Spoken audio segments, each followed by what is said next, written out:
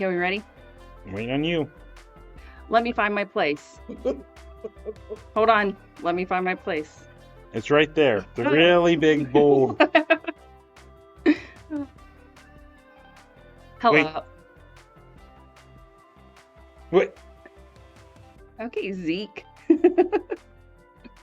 Hello, and welcome to another episode of the Pure Faith Podcast, a podcast where we discuss all things Bible. I am your host, Michelle Waymeyer, and with me is my co-host and wonderful, brilliant brother, Well, that's not in there. Mitchell Heitkamp. Hi, how are you?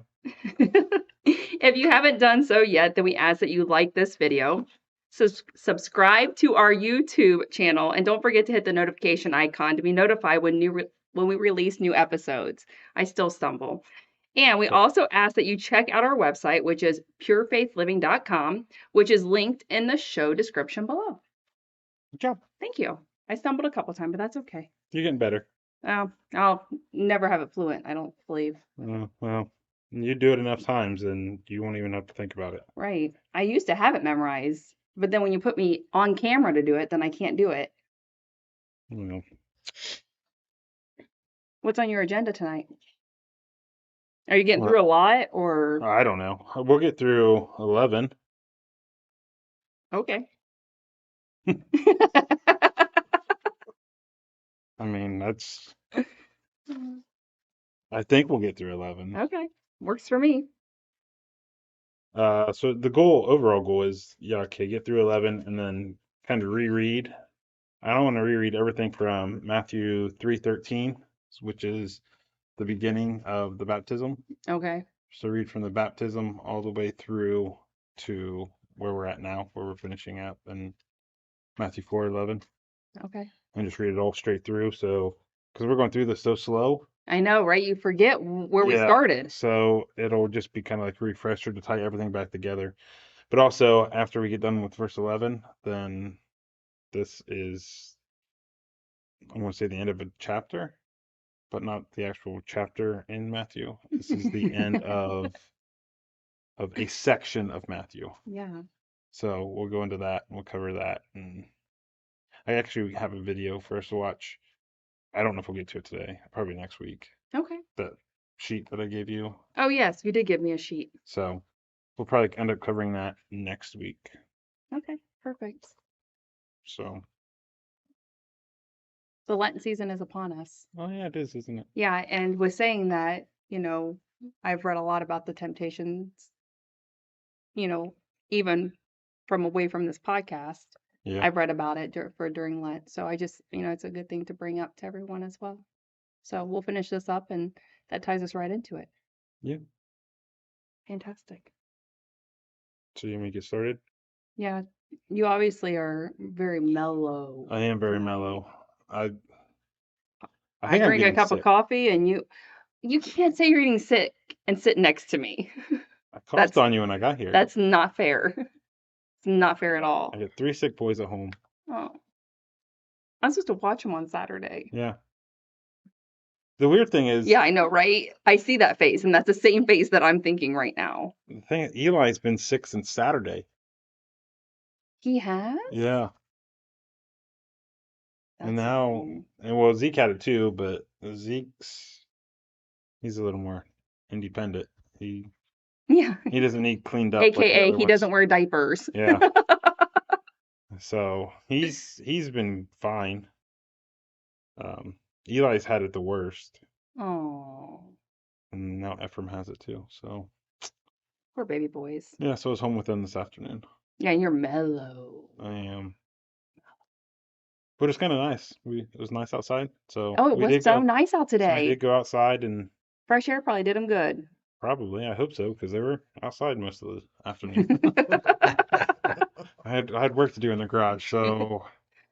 Did you get rid of the refrigerator? Nope. Okay, just wondering. The boys are playing in it today. Of course they were. Let's play kitchen. Why not? We've got a refrigerator right on our video. Let's just go ahead and play house. It's still there. Matt and I talked about taking it away last weekend, but we just. Yeah, probably because Matt listened to the podcast. I don't know. Probably not. I don't know. All right, let's get started. All right. So I'm going to start by reading verse 11, and then we're just going to cover verse 11. Okay, let's just do it. 11, then the devil left him, and behold, angels came and were ministering to him. Okay. That's verse 11. So, the first part, the bad part is I haven't ran through this because I was Obviously, tied up with the boys coming playing here. outside. So it's not fresh in my mind. So I need to get my mind working here. So, You need someone to step in for you? You know, Pastor? oh, Kim? if you want to. You're doing a fine job. I tried. Okay, so the devil left him. And you know, this is devil left Jesus, but the devil didn't leave Jesus forever. Right. It was temporary. Now, in this, at the end of this temptation, you know, we just went through the 3 temptations. This is after that temptation. The devil did leave. The devil was defeated in this temptation scenario, in this temptation story, but he wasn't completely defeated yet. Okay. So Jesus won this battle, but the war was still going on. Right. And that war is going to continue. And if we read Luke's version of this, which is Luke 4:13, that tells us that the devil departed until a favorable time. So that's something Matthew doesn't have. So reading Luke's version as well, it tells us that, okay, the devil basically had to retreat. He had to go lick his wounds. He had to regroup, had to regather himself. And then he prepared himself to attack Jesus again, to go into more temptation. And I want to talk about this a little bit more because something I said last week was that the Bible is not specific as far as what the devil knew about Jesus's role, his mission. I mean, there's a lot of different speculations out there. On one side, you have people that say the devil knew everything that was going on, but he had to follow, you know, what God told him he had to do. Then you have the other side of the coin, which is the devil had no clue, and he was completely clueless. And I never liked either one of those arguments. There's too many questions around, like, why would the devil allow Jesus to even be killed Right. if he knew it was going to be his defeat, like he was going to be defeated from that? But yet there's too much. Either way, it's just nothing seemed right. So actually, last night when I was laying in bed and I was meditating over my notes, and I was thinking about this, and the idea just hit me. So this is my idea. I'm not saying it's right or wrong. It's right in line with the other 2 ideas. There's no biblical evidence one way or the other.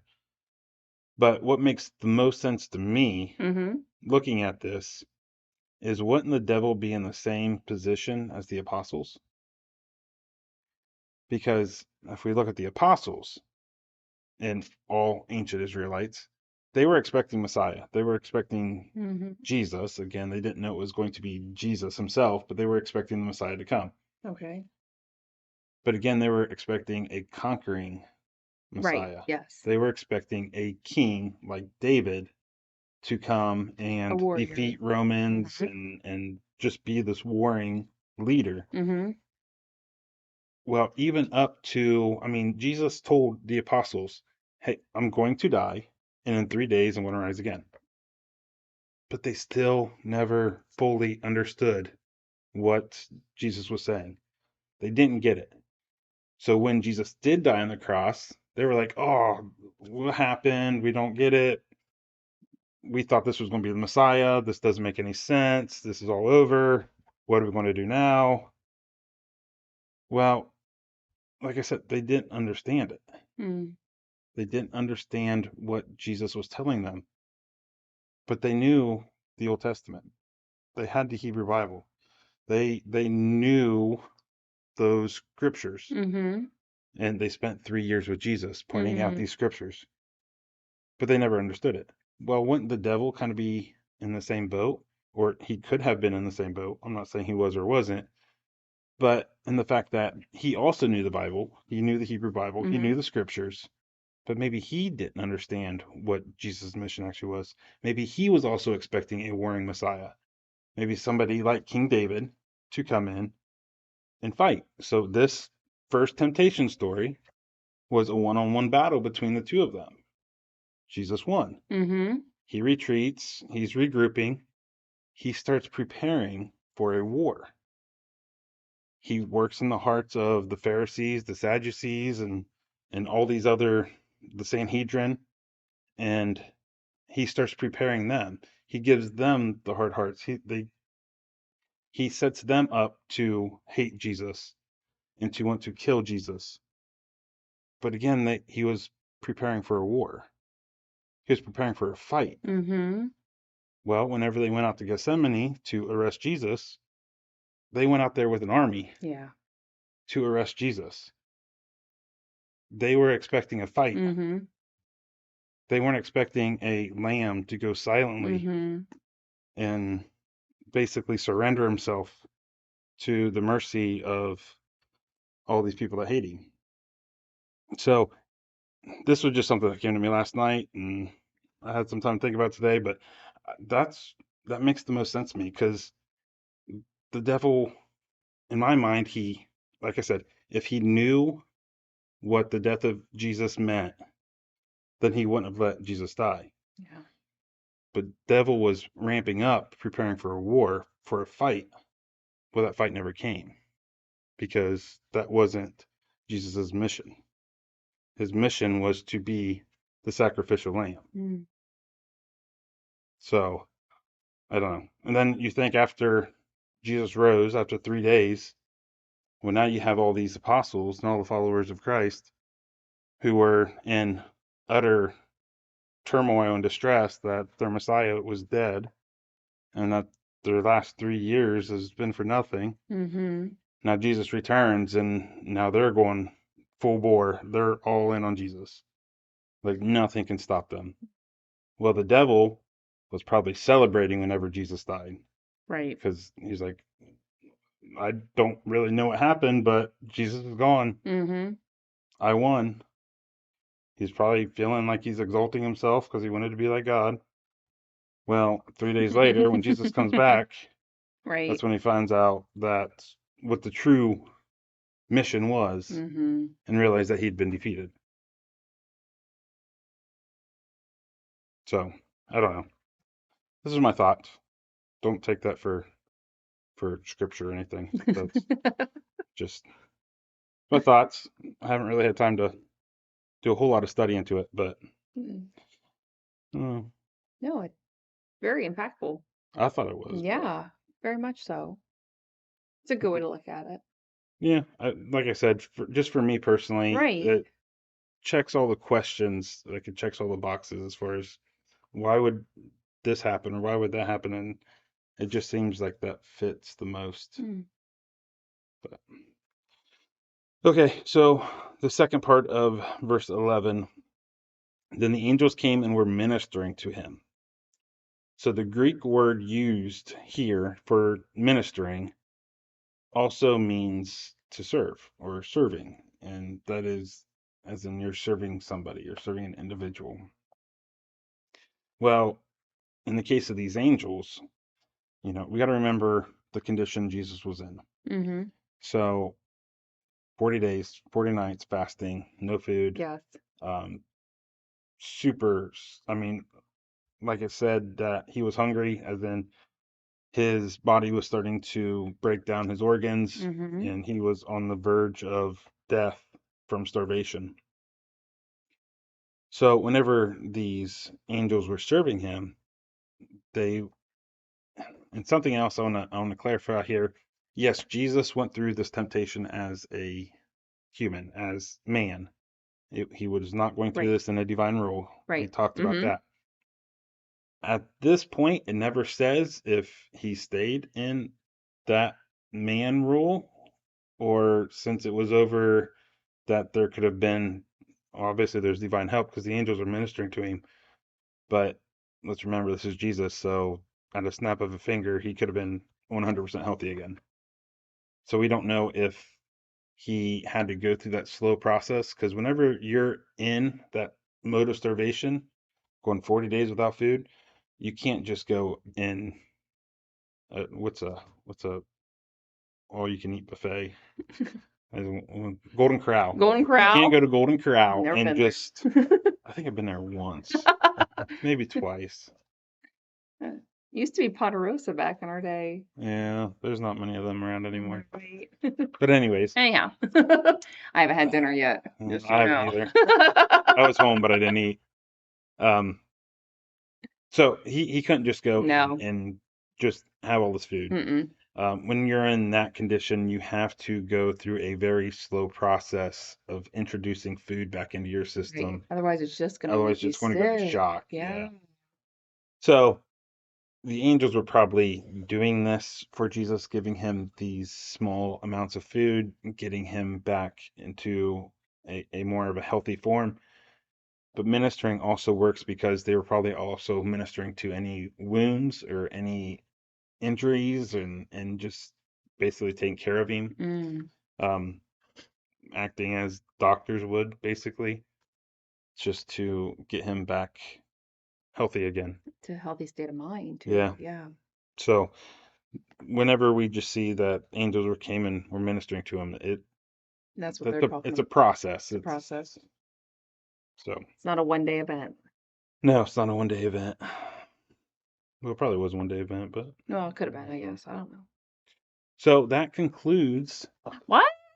Say what? Matthew 4, 1 through 11. No. After I don't know how many episodes it's been. No, my either. It's been a lot. It was a lot. And the sad part is the next section, we're starting to get into some of the teachings of Jesus and the Sermon on the Mount, and it's probably gonna be a lot too. That's okay. Breaking it down, I can tell you, just this is totally off topic, but you know, I've been Keep trying. talking, I need to take a drink. Oh, that's a nice cup you got Oh, there. well, thank you. It's a gift. Oh, thanks. Anyhow, so oh, It's you need me to pure Eight. living. Yeah.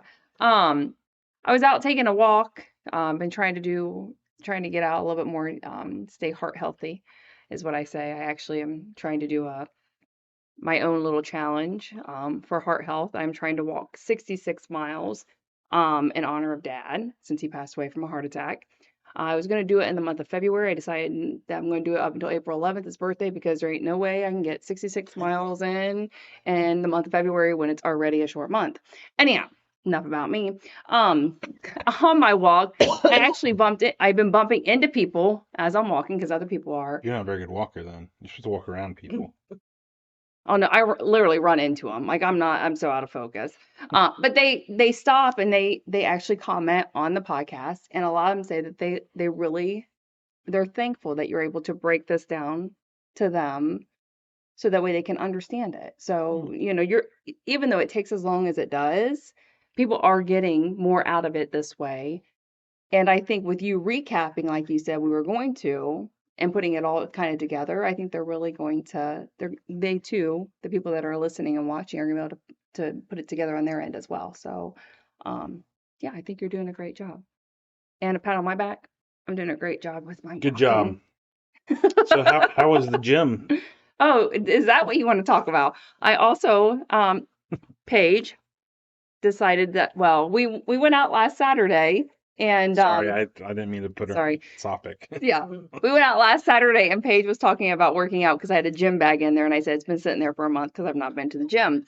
And she's like, "Oh, you could join me and my coworkers." I'm like, "Oh, okay, I'll do that." Yeah, I can't walk. I went 2 times. I've been doing all this walking, but I went to the gym to do Paige's workout. Please. Can't walk. I didn't know how I was gonna, like, I don't know, roll. I'm like rolling to get off my chair. I can't sit.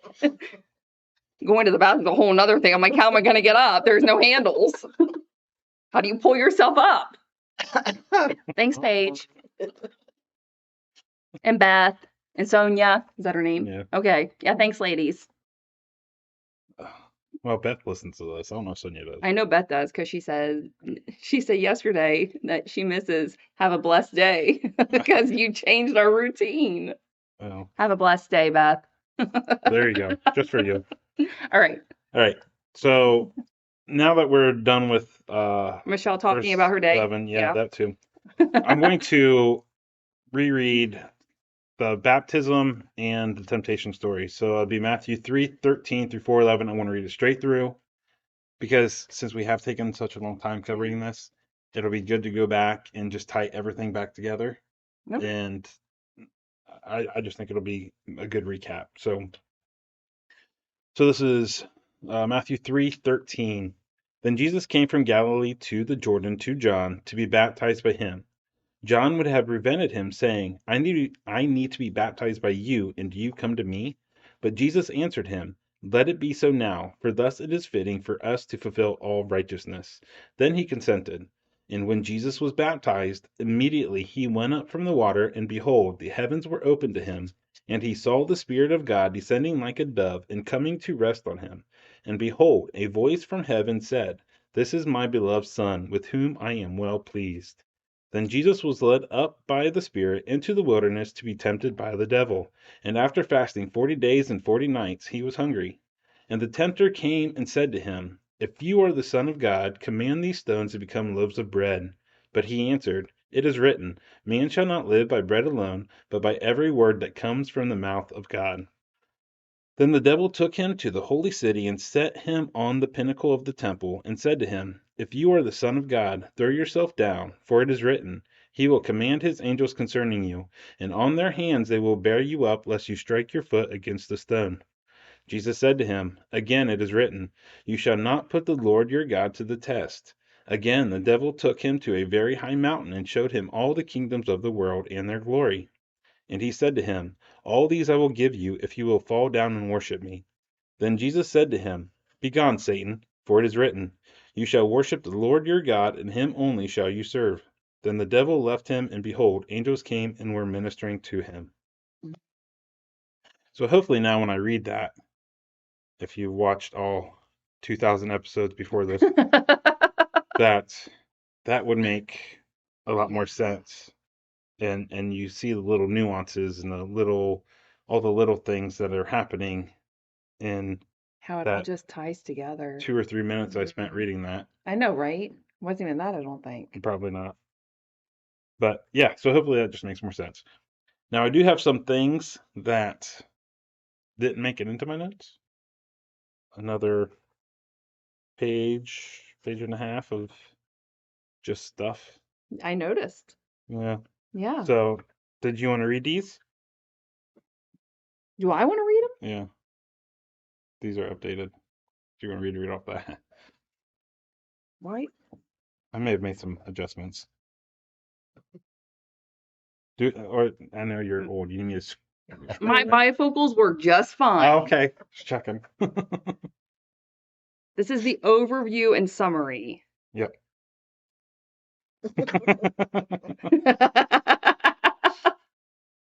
Oh, shoot. The reason the devil is even trying to get Jesus to sin is to disqualify him from fulfilling his role as Messiah.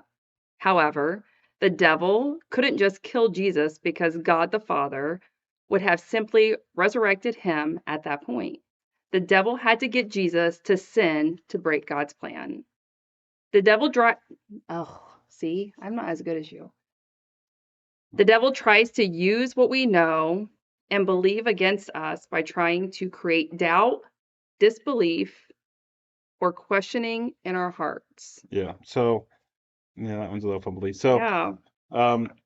So the devil's using, our knowledge. He's using, a lot of us read the Bible, we know scripture, but like we've seen in the temptation story, the devil will take that, he'll take it out of context, he will use it to his own advantage, he'll put lies in with it, and he does that in order to create doubt, disbelief, and questioning within us so that we start to doubt God or disbelieve in our faith or question our faith.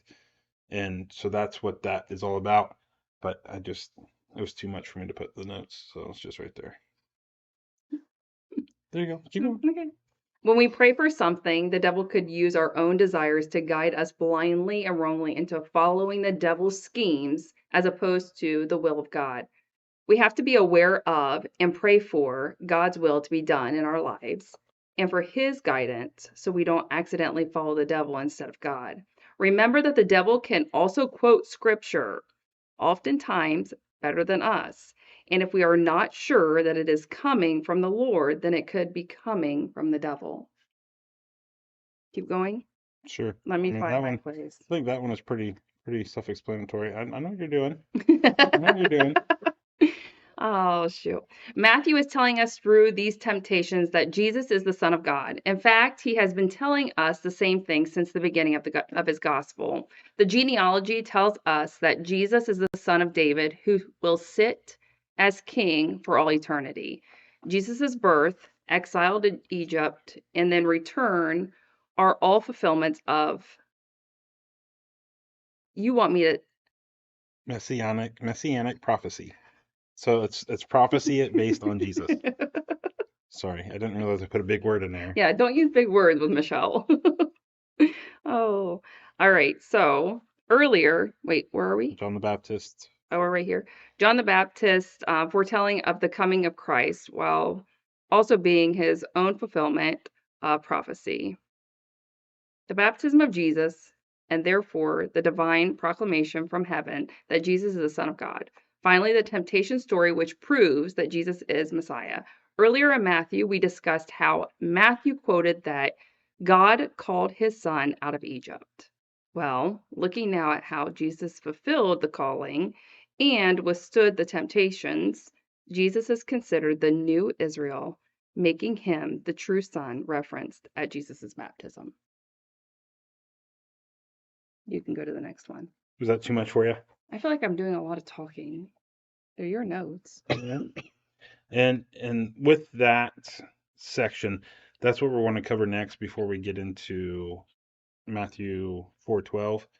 Is, like I said earlier at the beginning of this is kind of the closing of a chapter. Well, up to this point, from the beginning of Matthew through the genealogy, all the way up till this verse in 11, Mm-hmm. it has all been geared towards pointing to Jesus and saying, that is the Messiah. Mm-hmm. That is the Son of God. That is who we've been waiting for. And so it's all just been one big grouped together story pointing out that Jesus is Messiah. Now, once we get into 4:12, like I said, this is the beginning of Jesus' ministry. This is when he starts to get his disciples. We got the Sermon on the Mount coming up. Yes. And now we're going to be getting into the ministry section of Matthew. So, and that's kind of what that was all about, was the fact that everything that Matthew said so far is pointing to Jesus as Messiah, Jesus as the Son of God,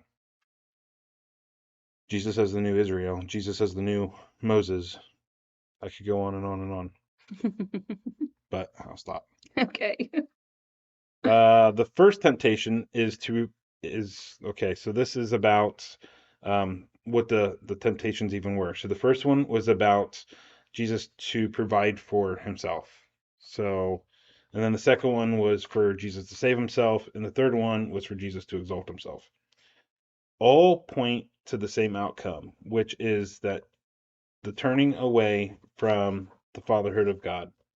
So 1 John 2:16 says that these sins are focused on the desires of the flesh and the desires of the eyes and the pride of life. In chapter 3, so during the baptism, we discussed that one of the reasons that Jesus was baptized was in order to unify himself with the people. And just to briefly highlight that, see, you shouldn't give this to me because now I'm going tangents. Right, but then people understand better. Me just reading it, just me reading. So we said, why did Jesus go to be baptized when he was sinless? It's because everybody was going to John the Baptist to be baptized. Right. So Jesus was just doing the same thing that everybody else was doing. And in doing that, in that process, it was unifying him with the people. Well, going through these temptations, a lot of I just drew a blank. A lot of Bible scholars believe that all temptation that we face, every single temptation that we face, falls into these same three categories. And these same three categories that Jesus went through, all sin falls into these same three categories pointed out in 1 John 2:16. So desires of the flesh, desires of the eyes, and pride of life. So what I'm Okay. trying to say here is that with him going through this temptation story as well, going through these three temptations, that it also unifies him with all of us, Mm-hmm. because now he went through the same temptations that we all go We through. go through.